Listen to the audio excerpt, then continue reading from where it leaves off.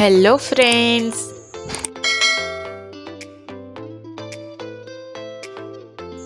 આજે હું તમારી માટે લઈને આવી ગઈ છું મંદિરમાં પ્રસાદ તરીકે મળે એવા મગજના લાડુની રેસીપી। આ માટે ફક્ત 2 કપ જેટલા લોટનો ઉપયોગ કરીને તમે ઘણા બધા લાડુ બનાવી શકો છો। તો ચાલો રેસીપી શરૂ કરીએ। તો તેના માટે મેં અહીં 2 કપ જેટલો ચણાનો કરકરો લોટ લીધો છે। મગજના લાડુ બનાવવા માટે ચણાનો લોટ કરકરો હોવો જોઈએ। અને સાથે મેં અહીં 1 કપ જેટલી દળેલી ખાંડ અને 1 કપ જેટલું ઘી લીધેલું છે। હવે 2 કપ જેટલા ચણાના લોટને એક વાસણમાં લઈ લઈએ અને આપણે જે 1 કપ ઘી લીધું છે તેમાંથી 4 ચમચી જેટલું ઘી એડ કરી દઈએ અને હવે તેમાં 4 ચમચી જેટલું ગરમ કરેલું દૂધ એડ કરી દઈએ। શરૂઆતમાં દૂધ ગરમ હોવાથી લોટને ચમચી વડે મિક્સ કરીએ અને ત્યારબાદ હાથ વડે મિક્સ કરી લઈએ।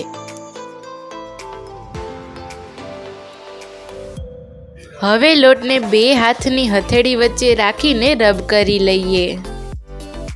આમ કરવાથી લોટના દરેક કણમાં ઘી અને દૂધ સારી રીતે મિક્સ થઈ જાય છે અને લોટ એકદમ કરકરો બને છે। હવે લોટને હાથ વડે પ્રેસ કરતા જઈને તેને વાસણમાં સેટ કરી દઈએ અને તેને ઢાંકીને 15 મિનિટ માટે રેસ્ટ આપી દઈએ। તો હવે 15 મિનિટ પછી આપણે લોટને જોઈએ તો લોટ એકદમ સારી રીતે સેટ થઈ ગયો છે। તો હવે મેં અહીં ચાયણો લીધો છે। ચાયણાની મદદથી લોટને ચાળી લઈએ। આમ કરવાથી લાડુ માટેના લોટનું ટેક્સચર એક સરખું, પરફેક્ટ અને દાણેદાર રહે છે। તો હવે લાડુ બનાવવા માટે એક જાડા તળિયાના વાસણમાં 1 કપ જેટલું ઘી એડ કરી દઈએ અને હવે તેમાં ચાળેલો લોટ એડ કરી દઈએ। હવે ગેસની ફ્લેમ લો કરીને લોટને ઘીમાં સારી રીતે શેકી લઈએ। અહીં એક વાતનું ખાસ ધ્યાન રાખવાનું છે કે લોટ શેકતી વખતે ગેસની ફ્લેમ લો રાખવાની છે।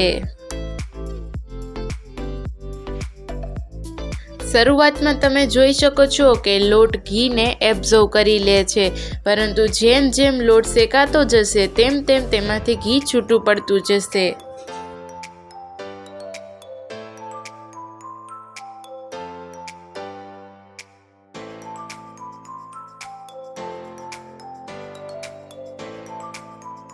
તો હવે લોટને થોડા સમય શેક્યા બાદ તમે જોઈ શકો છો કે તેમાંથી ઘી છૂટું પડવા લાગ્યું છે। અહીં આપણે લોટને ત્યાં સુધી શેકવાનો છે કે જ્યાં સુધી તેનો કલર ચેન્જ ન થઈ જાય। હવે મેં અહીં 4 ચમચી જેટલું દૂધ લીધું છે। તેને લોટમાં થોડું થોડું કરીને એડ કરતા જવાનું છે, એક સાથે એડ નથી કરવાનું।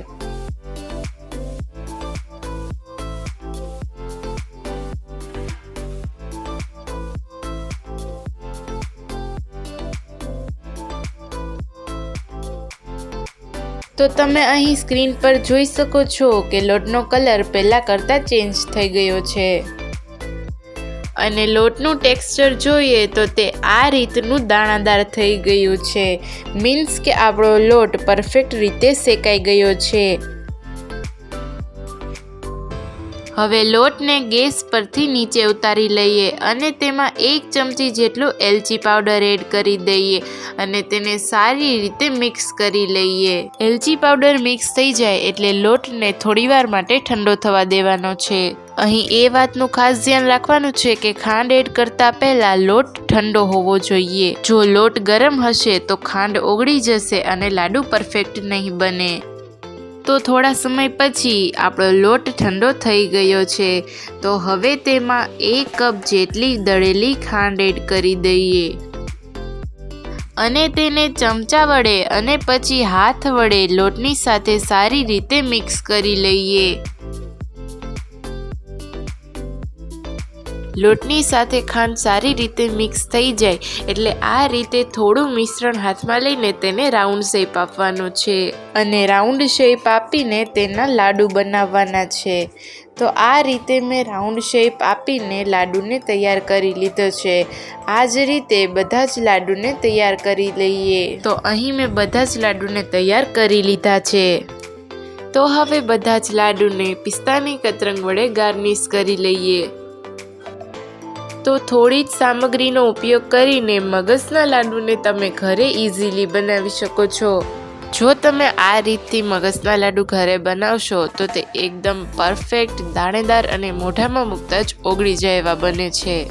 તો જો તમને મારી આ રેસીપી ગમી હોય તો વિડીયોમાં લાઇક, શેર અને કમેન્ટ કરવાનું ના ભૂલતા, અને ચેનલ પર નવા હોય તો જલ્દીથી સબસ્ક્રાઈબ કરી દેજો।